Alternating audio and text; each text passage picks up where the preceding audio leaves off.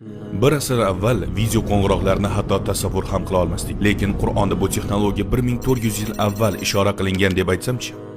Va nafaqat bu, balki odamlarni bir qit'adan boshqasiga samolyotda olib o'tish, ko'rlikni davolash va yana ko'plab texnologik yutuqlar haqida ham. Qur'on ko'plab sirlarni o'z ichiga olgan kitobdir.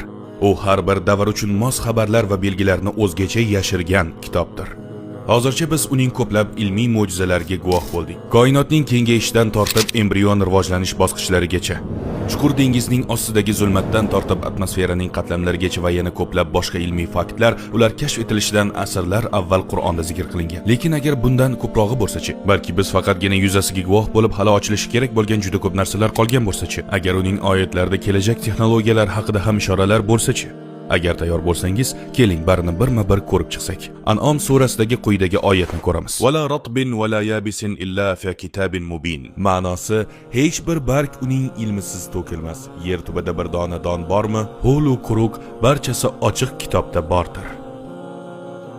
Demak, ushbu oyatga ko'ra hamma narsa Qur'onda mavjud.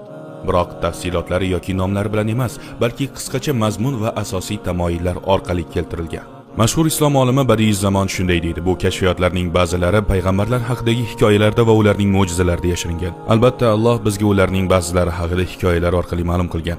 Bir kun kelib odamlar texnologik yutuqlar cho'qqisida yashashini va shunday ixtirolar bir kun yaratilishiga ishora qilgan. Endi Qur'onda zikr qilingan payg'ambarlarning 7 mo'jizalariga va ularda yashiringan ishoralarga ham nazar solsak, oxirlarga yaqinlashganimiz sayin bu ishoralar sizni yanada hayratda qoldiradi.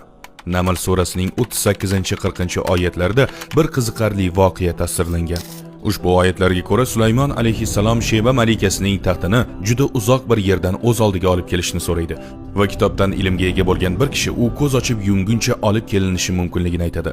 Va darhol taxt Sulaymon alayhissalomning oldida paydo bo'ladi. Shunday qilib, Yamanda bo'lgan taxt qandaydir yo'l bilan minglab kilometr uzoqlikdagi Damashqda jismonan yoki tasvir shaklida paydo bo'ladi. Bundan tashqari ular taxt atrofidagi odamlarni ko'rishlari va ularni eshitishlari mumkin edi. Qur'on bu yerda ajoyib ishoralarni beryapti. 1400 yil oldin nozil qilingan bo'lishiga qaramay, u buyumlar yoki ularning tasvirlari uzoq masofalarda tezda yetkazilishi yoki uzatilishi mumkinligini aytadi. Va buni haqiqiy tarixiy voqea orqali ifodalaydi. Va bugungi kunda biz internet va televideniya orqali tasvir va tovushlarni bir necha soniya ichida uzata olishimiz mumkin. Qur'onda keltirilgan bu voqea bugungi kunda mavjud bo'lgan jonli efirlar, proyektorlar, kameralar yoki hatto zamonaviy gologrammalarga juda o'xshamaydimi? Lekin 1400 yil avval bunday narsalar umuman tasavvur qilinmas ekan, qanday qilib Qur'onda keltirilgan bo'lishi mumkin? Bunda yana bir bor aniq amin bo'lamizki, Qur'on inson so'zi bo'la olmaydi.